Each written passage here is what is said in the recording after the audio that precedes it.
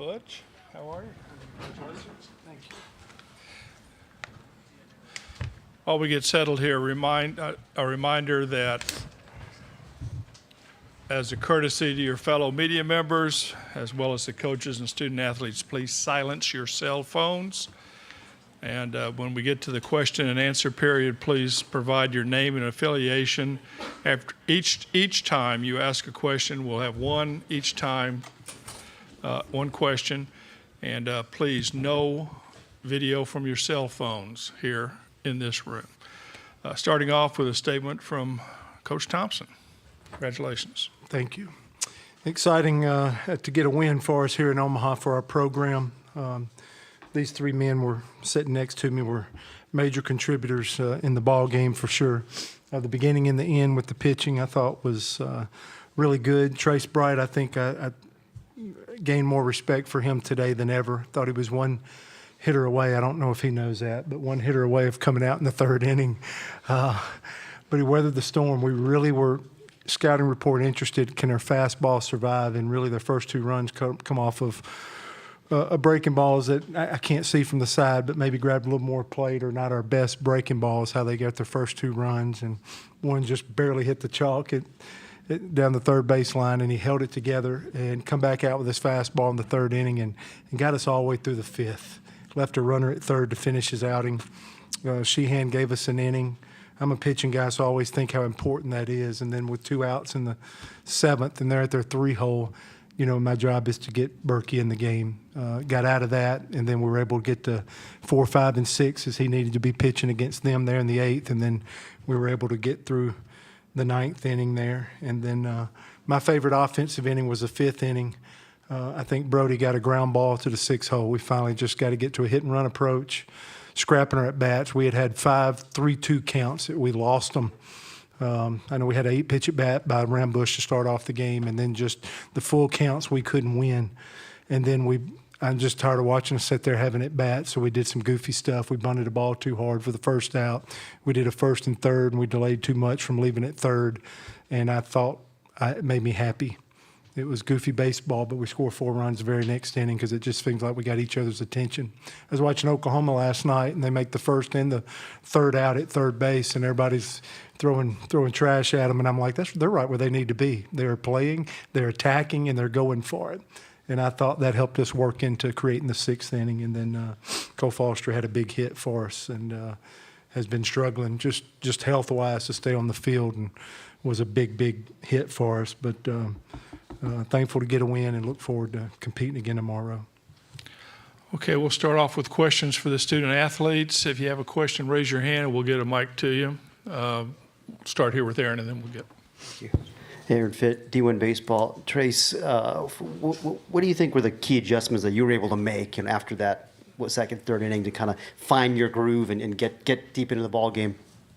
Location, that was the biggest thing. They were aggressive, so being able to flip it off speed in there, behind in the count, was huge for me. We knew that they were aggressive going in, but they jumped on some first pitches and made me pay for it. But I think I got my command later in the first a little bit, and then better in the third more so. So that was the biggest thing for me. Okay. So far this postseason, you guys name have affiliation, please. Sorry, that's my fault. Andrew Stefaniak, AuburnDaily.com, and you all have sent 3 Pac-12 teams home this postseason throughout the regional, super regional, and here in Omaha. How does that feel to represent your conference this well and to play baseball against one of the top conferences and beat them? Why don't you start, Kason? Anytime we can play good teams, we want to represent the SEC well. Obviously, all Pac-12 teams we played, I respect them. They have really good players, but being from the Southeastern Conference, having 4 Western Division teams in here, we just want to play good baseball and try to represent our conference well. And obviously it feels good to win against such great teams like Stanford and Oregon State and UCLA. All have great programs, all have great players. We're just trying to represent the conference well. Okay, here in the back. Mark. Mitch Kutcher, CWS 247. Blake and Trace, what kind of effect has Tim Hudson had on the pitching staff? I mean, he's been awesome. He actually helped me pick up my cutter, and he's work. I mean, he'll work with anybody if you ask him. He's always looking to help. And you know, after every inning, I come in the dugout and I'll go over there and talk to him. First thing, I'll be like, he'll ask what's working, you know, what's not working, and then right before I get back out, I'm like, what do you think I should do to these guys? Like, who do I have coming up? How should I pitch these guys? How should I work around them? Are there any places I need to be worried about? And I mean, with a mind like that in the dugout, you've got to take advantage of it. So I would say that he's with that much experience, there's a ton of knowledge, and you know, trying to pick his brain all the time at practice, you know, even when you're not pitching, about things, how he sees things, that's big for me. So I try and, you know, get little tidbits of information that may help me that I can apply to my game. Okay, back here. Ryan Hennessy, NBC 13 in Birmingham. For Trace, you hear your coach, you know, ups and downs of this game with your backs up against the wall. When you saw Cole make that play, what was that going through your head at that moment? You know, he's been great all year.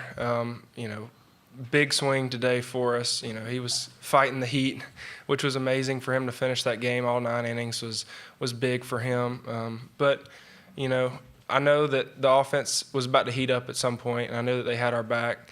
And then, you know, Tommy and Berkey coming in after me, I knew that they had the game right where they wanted it. And in their hands, I was happy with them finishing the game. Okay, here. Adam Cole, the Opelika Auburn News. A question for Blake. I know Butch had kind of talked about it a little bit earlier in the season, kind of getting you back to top form since that injury during the Tennessee series.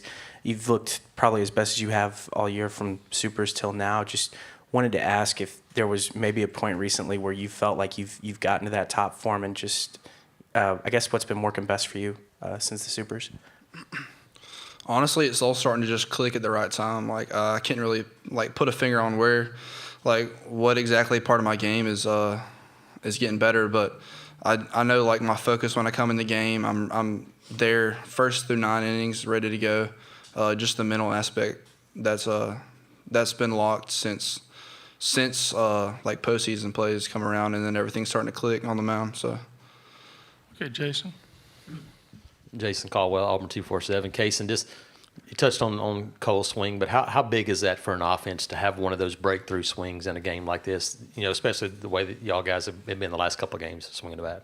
You know, it's huge. Like Coach Thompson said, we lost a lot of 3-2 counts. You know, we were battling, and obviously offensively we haven't been where we want to be the last 2 or 3 games. But for Cole to really put a spark in our offense, and I mean, you could tell just everyone's at bats. We're just we're a little bit more on the attack after Cole's big swing. I hope that can carry momentum into this week, into tomorrow when we compete against whoever we're playing. But that swing meant a lot, and Cole came up in a big moment, and you know he's been huge for us all year. But that really put a spark in our offense today.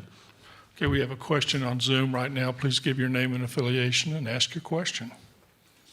Yes, Mark Murphy, inside the Auburn Tigers. This is for Trace. What does it mean to you to get the start today, considering you had such a rough outing out in Corvallis, and I guess you got to feel great about the way you pitched. Yeah, you want to bounce back. You know, that was a tough outing for me, you know, but I endured that whole game. My offense had my back that first game, and, you know, we pulled it out. But you try and learn from it and move on. But I wanted to get us off on the right foot, and I kind of had us behind the 8 ball there for a few innings. But, you know, like Cason said, once the offense got rolling, you know, I knew that we were in a good place with the bullpen set up and how we were with that lead. Okay, right here. TomGreenale.com. For any of you guys, I think on the broadcast we all saw that little bird in the dugout. Can you guys tell us, you know, what happened there when you guys first saw it? They were playing, so I was over there front row seats with the bird. Somehow it might managed to find its way in our dugout. Maybe a little rally bird or something, but you know, it seemed to work for us. Okay, Mike, this will be our last question for the players. Mike Patterson, Omaha World Herald. Blake, can you just talk about that first batter you faced in the 7th inning and coming in with the bases loaded like that?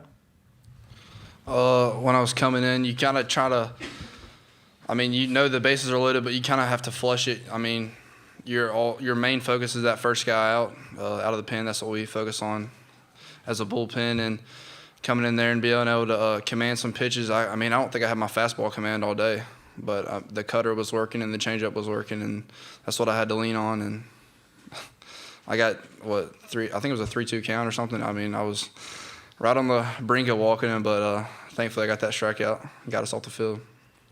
Okay, guys, thank you. A reminder that the locker room is closed, and George will help you with any other requests you might have.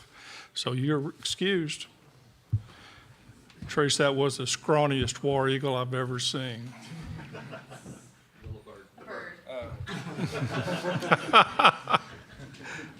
Where am I at? I don't even see these things. I didn't even know there was a bird. Yeah, You're busy. I don't know what I am, Thank but I you. didn't see a bird. Thank you. Okay, questions for Butch, and we'll start right back here. Butch, when you heard your players, Name and affiliation. sorry, Ryan Hennessy, NBC 13 in Birmingham. When you heard your players say, you were kind of explaining that you had to get creative in the 5th and the 6th. That kind of they went on attack mode. Is that what you need to hear come Tuesday, Wednesday, Thursday now? Yeah, we're just at a stage, that was, I think we traveled a bunch, 5,000 miles, and quick turnaround for us. And I just want us to get our feet back underneath us. But more importantly, I want us to, man, if you leave here, my job is to keep a group of players and coaches to leave with no regrets. Just let it hang out. What are we going to do? Screw something up or make a mistake? And I want them to attack as much as they can. I think Dan Gable, I said it, attack 3 times. He wouldn't say it once. Dan Gable will go attack, attack, attack. And I want them to go out that way. And it's not always going to be perfect, but I just don't want to sit there for 9 innings and us just have at bats. So that's why I'm trying to make a deal out of that. I kind of asked for it. So anything that looks dumb, it's always my fault anyway. So I might as well go ahead and call it out and get them stirred up a little bit. And I do. I think the 5th inning led to a chance in the 6th. Okay, yeah, okay. Yep. Butch, Brandon Stoltz, Auburn Rivals. How big is it after 2019 getting that win and not going home to a barbecue like you said? And how big is that momentum going to carry over into the next game? Yeah, I don't know what carries over to the next game, but absolutely our program winning a game here is not just getting here, but winning a game against an amazing team. Dave, I think about Marquist all those years growing up, what an amazing program. Just a chance to compete against them. I've embraced every one of these teams that we've got to play because I respect the game. I care about the game so much. It even gets me in trouble sometimes, but I care about our sport, and I think it's at one of the best places it's ever been. And just an opportunity to get to compete against that program is a box that I get to check personally, but our team is another sense of accomplishment for our program. So it's not just a win. It's important for us as we continue to try to build ours and build a brand of respectability. Sincere respectability with our program. So it is a big deal, and it gives us a chance to compete again. I don't know. Our word today was surrender, and I'm sitting in my hotel last night, and I'm like, all right, telling me only 4 teams out of the last 40 years have lost that first game and won a national championship. Who is it?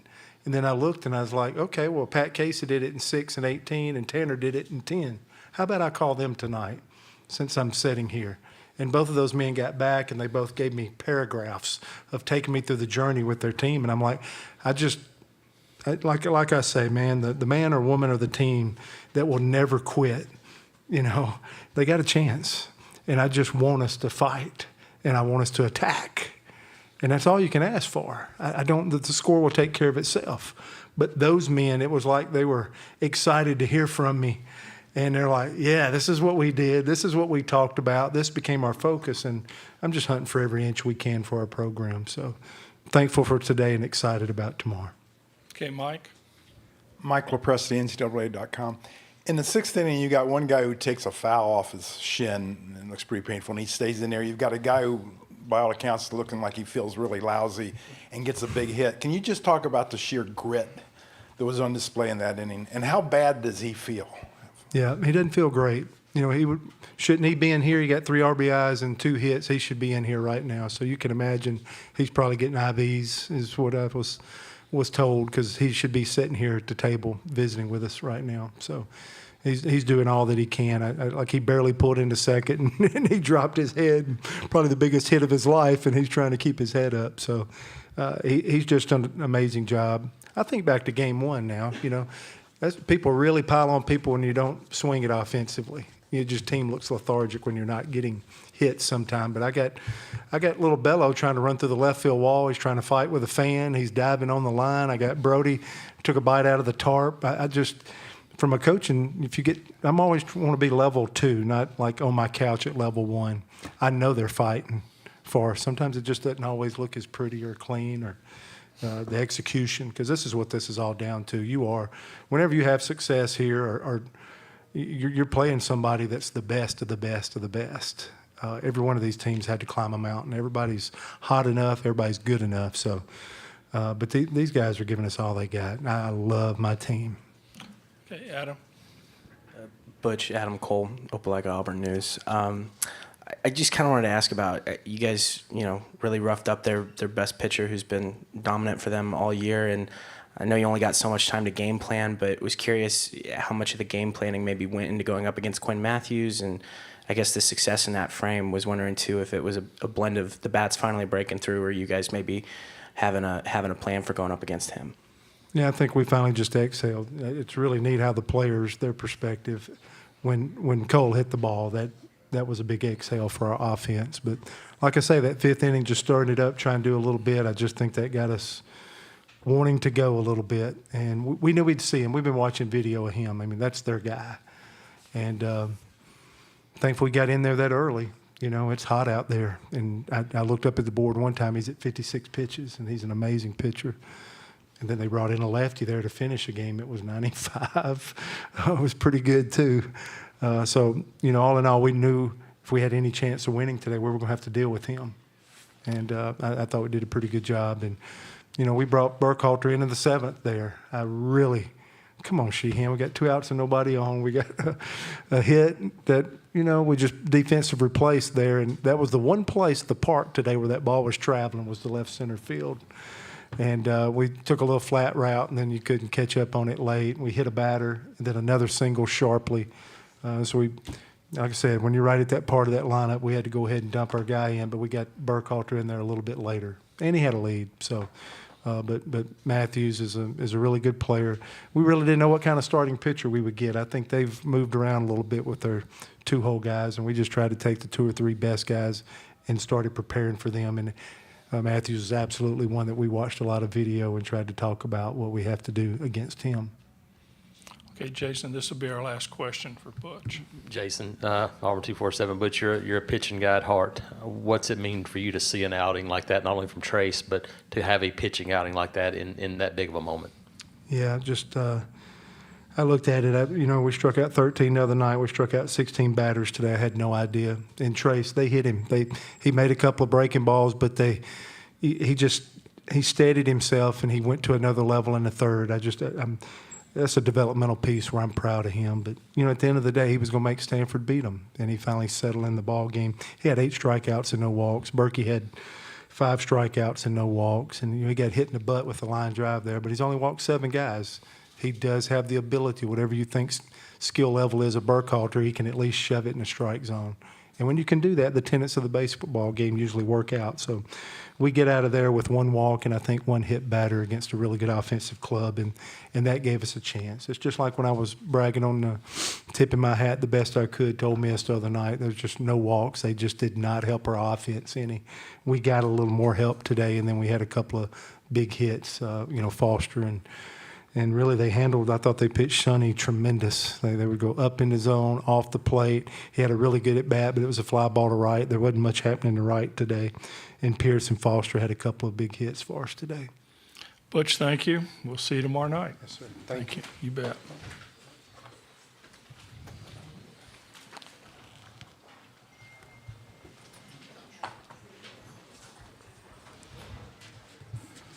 Okay.